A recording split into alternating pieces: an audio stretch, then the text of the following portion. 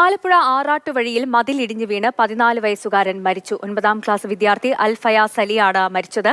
അയൽവാസിയുടെ വീടിന്റെ മതിലിടിഞ്ഞ് അതിനിടയിൽപ്പെട്ടാണ് ദാരുണാന്ത്യം.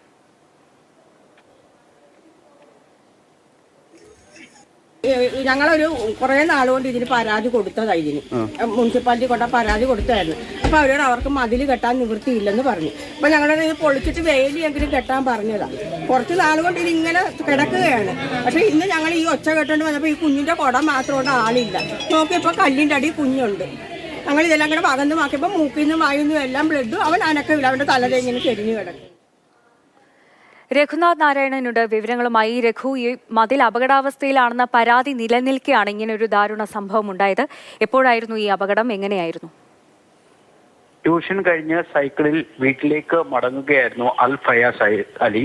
ലജനത്ത് ഹൈസ്കൂളിലെ 9ാം ക്ലാസ് വിദ്യാർത്ഥിയാണ് കുട്ടി. അയൽവാസി പറഞ്ഞതുപോലെ തന്നെ ഈ മതിൽ കഴിഞ്ഞ കുറച്ച് നാളുകളായി അപകടാവസ്ഥയിലായിരുന്നു. അവർ വാർഡ് കൗൺസിലർക്കും മുനിസിപ്പാലിറ്റിയിലും ഉൾപ്പെടെ പരാതി പറഞ്ഞു എന്നുള്ളതാണ് നാട്ടുകാർ പറയുന്നത്. വൈകുന്നേരത്തോടുകൂടി അതിശക്തമായ മഴയായിരുന്നു ആലപ്പുഴ നഗരത്തിലുണ്ടായത്. ആ മഴയിൽ മതിൽ പൊളിഞ്ഞ് താഴേക്ക് വീണതാകാം എന്നുള്ളതാണ് പ്രാഥമികമായ നിഗമനം. ആ സമയത്താണ് ഫയാസ് അലി ട്യൂഷൻ കഴിഞ്ഞ് വീട്ടിലേക്ക് വരുന്നത്. കുട്ടിയുടെ ദേഹത്തേക്കാണ് മതിൽ വീണത്. വലിയ ഒച്ച കേട്ട് നാട്ടുകാർ ഓടിക്കൂടിയപ്പോഴത്തേക്കും ദൃക്സാക്ഷി പറഞ്ഞതുപോലെ തന്നെ ഒരു കുട മാത്രമേ അവിടെ കണ്ടുള്ളൂ. പിന്നീട് നടത്തിയ മതിലിന്റെ മുകൾ ഭാഗം മാറ്റി നോക്കിയപ്പോഴാണ് കുട്ടി അതിൽ അകപ്പെട്ട് കിടക്കുന്നത് കണ്ടത്. അപ്പോൾ തന്നെ കുട്ടിക്ക് ബോധമുണ്ടായിരുന്നില്ല.